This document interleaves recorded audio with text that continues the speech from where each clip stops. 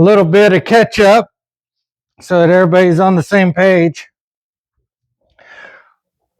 The Apostle Paul, who was helping to establish a church in 1st century BC, that means right at the beginning of the millennium,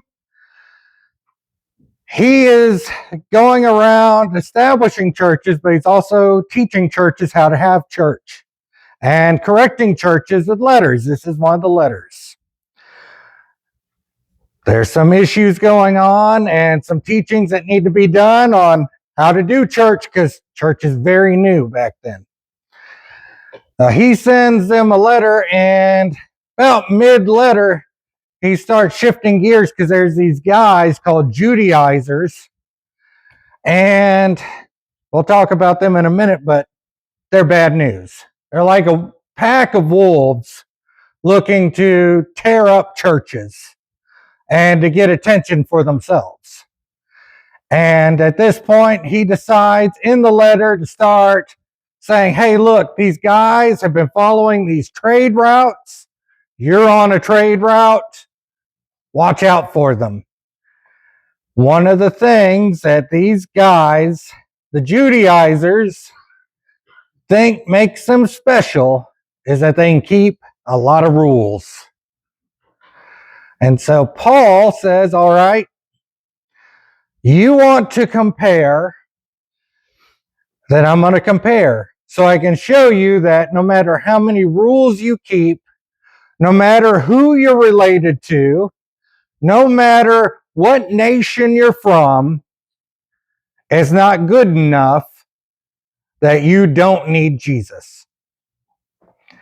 So we're going to look at the first part of what he teaches. There's 7 different qualifications, we'll call them, that make him look really good, according to the Judaizers.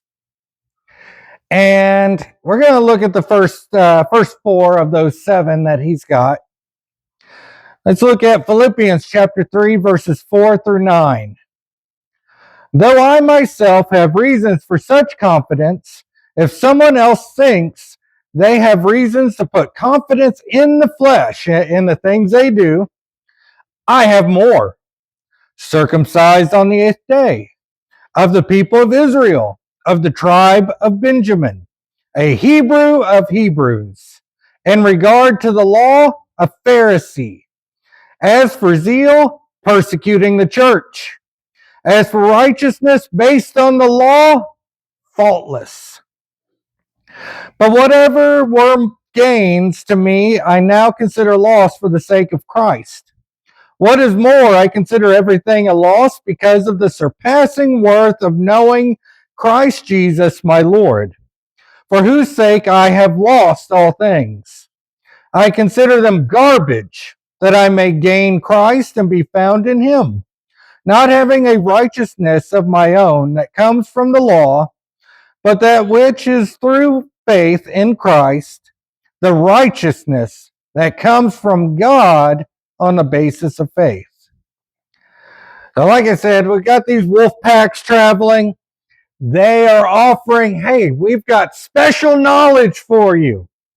If you listen to our teaching, you'll go even deeper into your faith. We have people like that today too. You got to be careful what Christian books and teaching books, with the little practice books and the videos and all, because they'll promise, hey, I'll get you deeper. I got 5 steps for you. If you just follow my 5 biblical steps, you'll be better off. That's not always true. So we got to be careful. But these guys, they were like, hey, got 2 big things for you. Number 1, you got to convert to be Jewish and get a circumcision if you're a man. The other one, we know how you need to be following the law according to the Old Testament. Have you ever heard of the 10 Commandments? Yeah. Have no other gods before me. Do not murder. Do not steal. Do not covet. Those kinds of things. I forget exactly how many, but I think it's like 378 individual laws there, not including the 10 Commandments. Do not commit adultery. And these guys were like, hey, if you start following these things, because Paul doesn't know what he's talking about, we'll make you even holier and we'll help you become little gods yourself. We got something special for you. And it was all a lie. It was all about them getting attention, getting power, and causing trouble. And they were a danger to those young churches because a lot of these guys, in these areas like the Philippians, they were from all different kinds of cultural backgrounds, racial backgrounds, religious backgrounds, and all this was new. In Israel, at least they had been in part of the faith for hundreds of years. But here, this is all new. So somebody comes in, hey, I've got a Bible. Let me tell you what you need to know. Well, who am I to tell you you don't know what you're saying because I don't know, is where they were. So they were dangerous. So Paul's going to go and play the same old game with these guys, and that they are playing, but he's not going to do it to mislead people. It's to show people that, hey, if we want to go by their standards, I'm way up there. And yet, I need Jesus. Will you just turn that sound system off because it is buzzing? I think it's the sound system. Yeah. Oh, is it the fan? Okay. I don't think so. Thank you. It was bugging me. So he's going to go through this list of achievements of being an upstanding guy, doing all the religious stuff, having all the right background to show, hey, these guys couldn't even measure up to me, much less measure up to what God says. So 4 inherited privileges. There's a reason why we're looking at these 4 first, is Paul doesn't have to do anything to have them. Now, if you're born, and, well, I guess we're all born, aren't we? When you're born, what's one of the first things that your parents give you that you have all your life? Let's do a little quiz here, a little riddle. What do you have that your parents give you that for all your life that you get at the time you're born? Close. Yes. Is it your name? Your name. Your name can change. You can't get rid of your DNA. Yeah, but no matter what, even if you change your name, you change your name when you get married, you still have records in your previous maiden name, don't you? But you're part of a family with a family name, and you inherit that. That's not something that you earned. It was something that was given because you were born into it. And that's the kind of things that he's going to look at here. 4 things that he is born into that he has no option about, that he cannot change about himself, and not everyone has. The first thing, circumcised on the 8th day. Leviticus 12:3 says, on the 8th day, the boy is to be circumcised. So he's born, then 7 days later, he's circumcised. That is a very big deal to Jewish people in that day and time.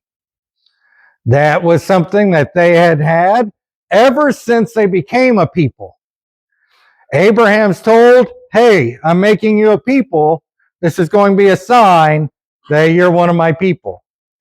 Also means that he's part of the covenant that Abraham was in with God. So he's under God's covenant, his protection, his promises, being part of his people. And it means that he was born Jewish. Now, the reason I say that is you could convert to Judaism. You can convert to the religion.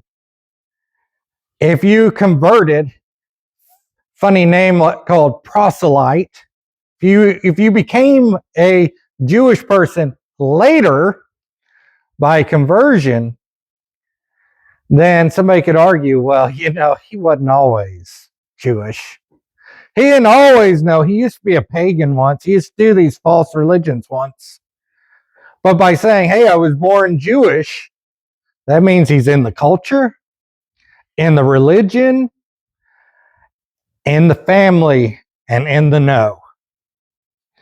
So he's establishing first and foremost, not all these guys traveling and causing trouble were Jewish from the beginning, but they put a high priority on being circumcised and being Jewish. Paul's saying, I've always been a Jew. I've always been one. So that's better than some of them. So he becomes part of that group. And racially, he's Jewish. Now, the way it's translated here, it says, of the people of Israel. But if you dig into how it was originally written, it means I was born into it. Racially, my race, I identify with Jewish people. And that's something that you can't change. Whatever race you're born into, that's what you are. Or if you're biracial or whatever, that's multiracial. You can't change that, can you? We can't change our DNA. And he says, hey, look, when I was born into it, I am part of the right people group. Has there been in the history of our country people that weren't born into the right groups?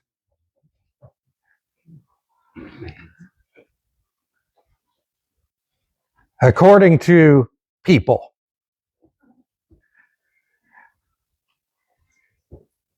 Wow, dead audience. I got one person over here actually responding.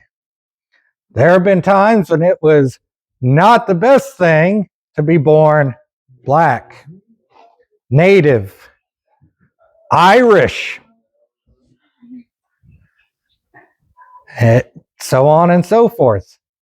A lot of race issues, right? Race is part of the issue they're talking about here. Say, hey, I was born to the right country. I'm the right kind of people, according to them.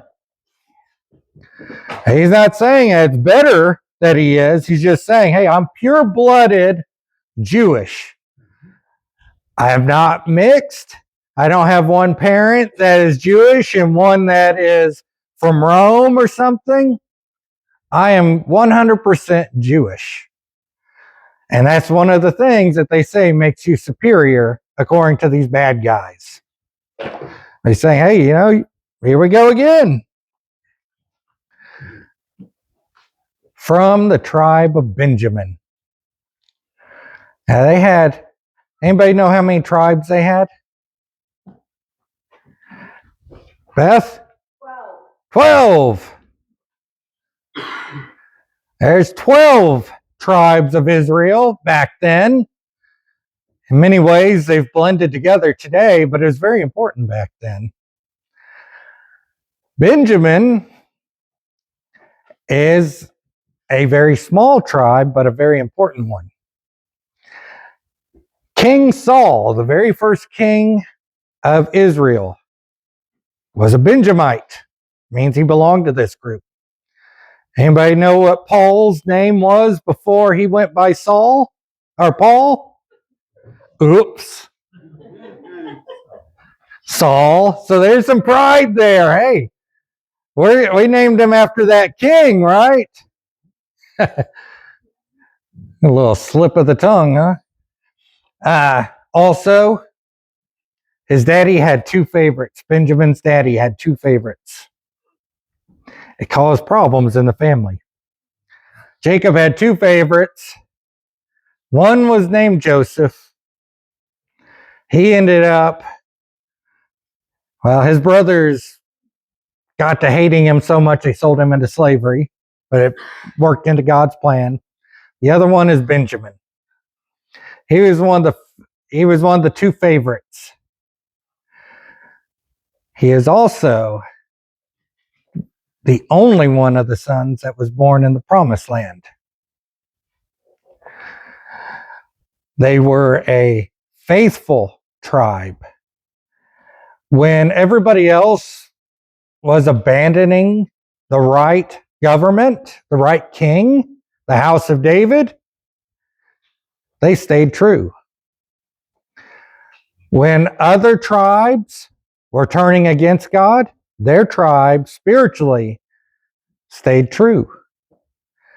So that makes it extraordinary that he is part of that group. Not only is he a Hebrew, not only is he pure Hebrew, he is from a faithful tribe.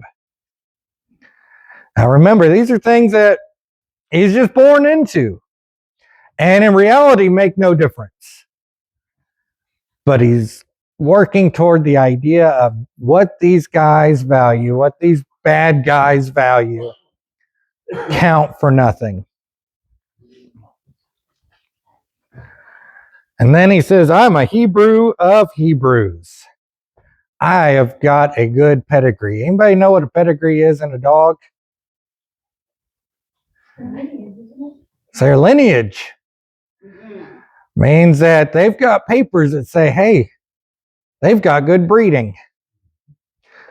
You don't want a dog that is mixed with the wrong kind of dog. They're not considered a purebred dog. And there are some dogs you definitely don't want mixing. If you are into that kind of thing. Me, I just like mutts. It's just me. They're a little bit smarter.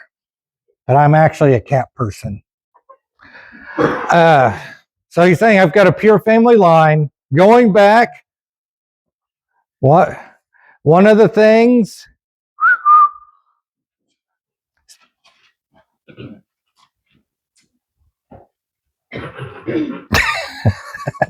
one of the things that was really important to the Jewish people is your family history.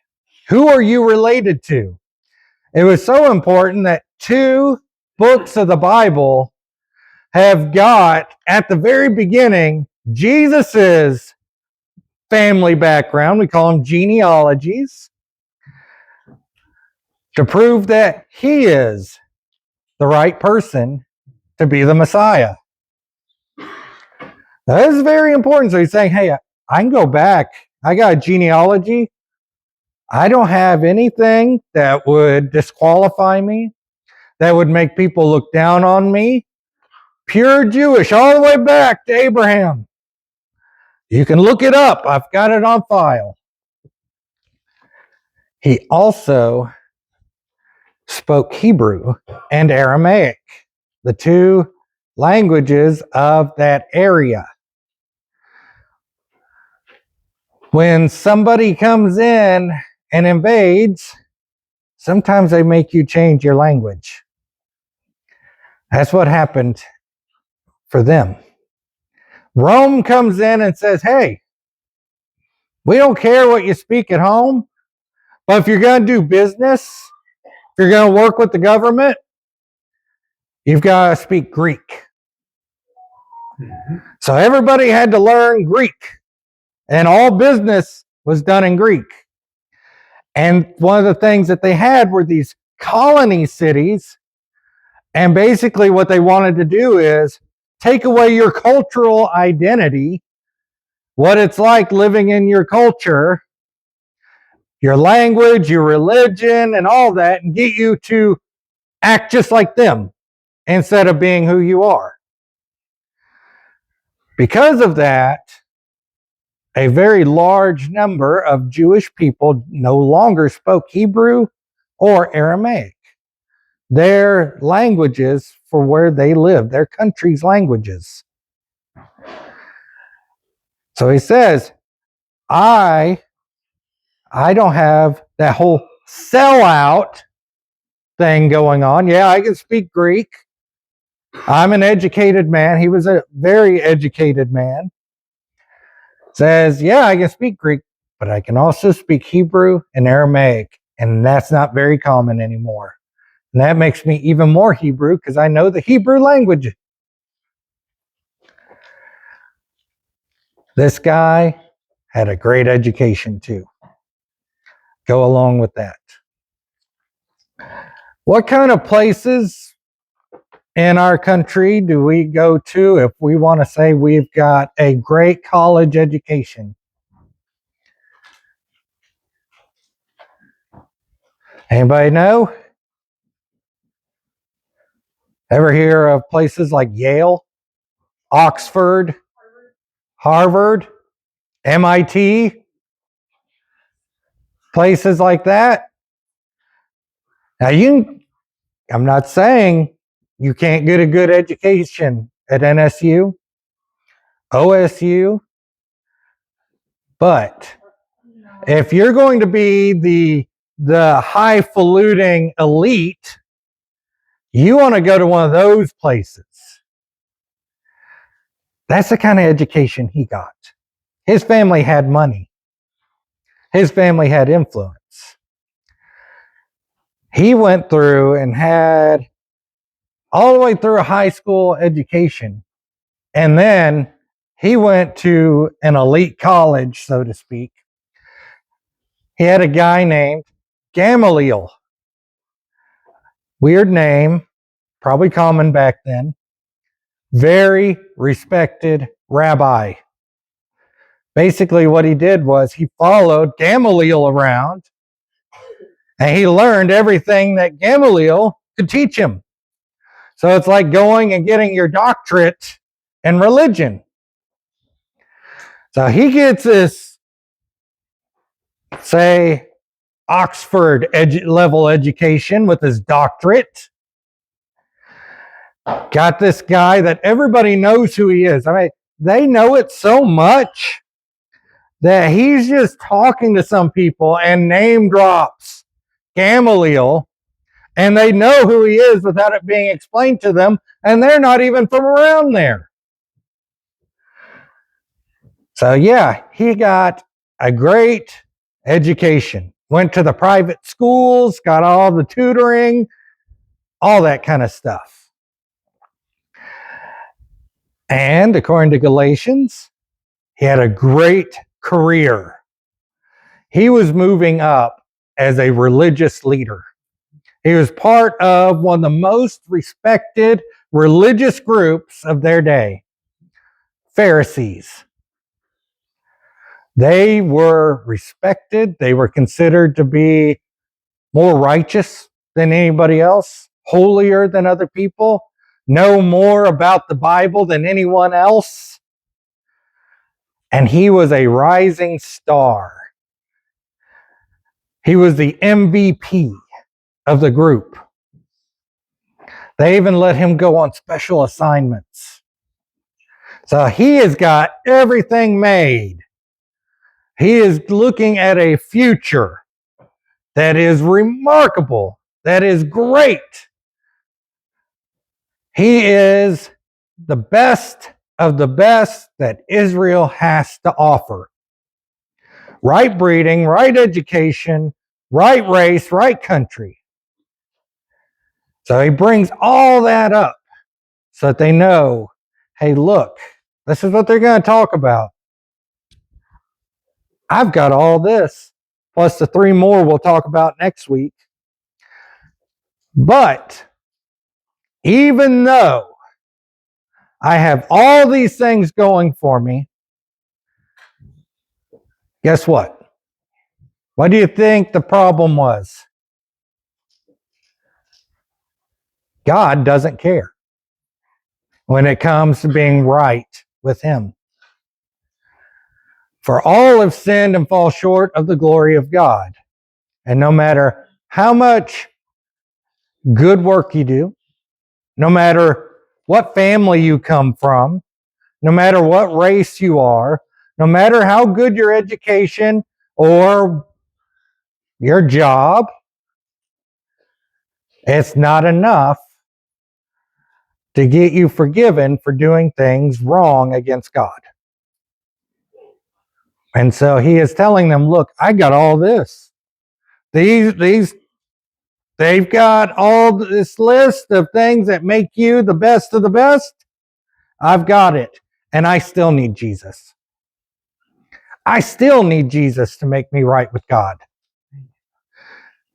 Man, he was a passionate man for God, even to the point of persecuting the church. That was one of those special assignments. But it wasn't enough. He needed Jesus. So he meets their standards. And jumping ahead a little bit, he gave up being able to probably talk to his family. His family probably would have disowned him for becoming a Christian. What are you doing in that weird sect of blasphemers? What are you doing with that group that follows that guy that thought he was God, but he died on the cross? Why are you part of them? Is how they would have responded to him. He gave up his career. He could have been one of the most famous Jewish leaders in religion ever. And he gave it up to serve Jesus. He gave it up to be part of the Christian group. Now, that's something that should remind us that, number one, we need Jesus. If somebody has all that and needs Jesus, we need Jesus. That no matter how good we are or anything else, we're not good enough. Also, it takes sacrifice to follow Jesus. He sacrificed the good life to serve his master. Somebody that's got all that going for them doesn't just one day say, hey, you know what? I don't feel like being the best of the best anymore. I don't feel like being part of that good family and that good career and all of society looking up to me. You don't do that, do you? Not unless there's something real there. And for him, it was real because Jesus showed himself to Paul on the road to Damascus in the book of Acts. We can learn a lot from what Paul teaches us. But here's the thing. We have to listen.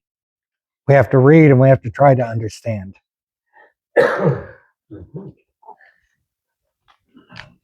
Right? That brings us to the end of this lesson.